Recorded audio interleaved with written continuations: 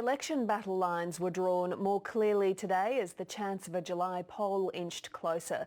The Prime Minister says the states can't ask the Commonwealth for more money, while Labor is promising more cash for health and education. Political editor Chris Uhlmann.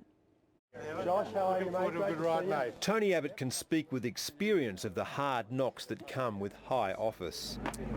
Life's frustrating at times, mate. His successor is still smarting from a bruising encounter with the states. A quick and clear no is very revealing. Labor says it's revealed flaws in the Prime Minister's character. Everyone else is at fault because they won't agree with his plan for double taxation. Oh, is that yours?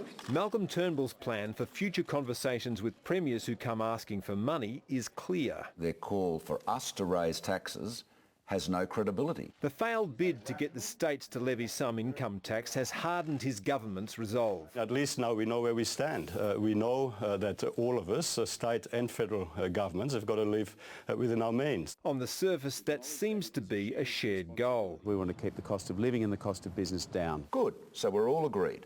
We're going to live within our means. Well, not exactly. As a state, we've committed to the out years of Gonski funding and we'll keep working with the federal government on that front as well. But state demands for the Turnbull government to honour Labor-era health and education pledges have hit a brick wall. The Gillard government made unfunded, unaffordable, pie-in-the-sky spending promises. Well, that's just the first lie, and that is absolutely not the case. These have always been funded commitments. I mean, if the money was there, we wouldn't be in deficit. Labor says it's identified over $100 billion in savings over 10 years to fund its promises. And does that cover the spending in health and education and the new spending promises as well?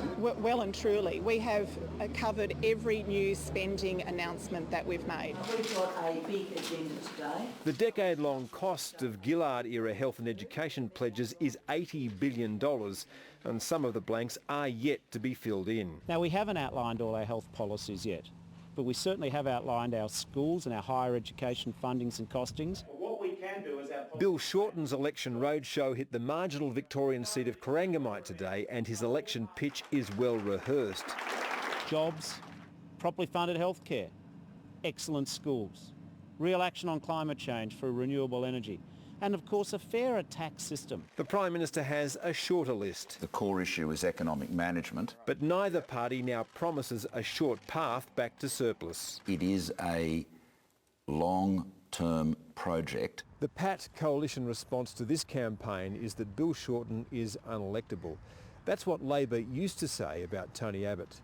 The poll now can't come soon enough for the government, and the chances of it being in July inched closer today, with the Prime Minister saying he wouldn't agree to Senators' demands for a federal corruption body. Whatever the merits of that is quite separate. And the Prime Minister says there's a clear election contest. The choice is between me and Bill Shorten. With the added distraction of the man he felled in his slipstream. I am utterly undistracted.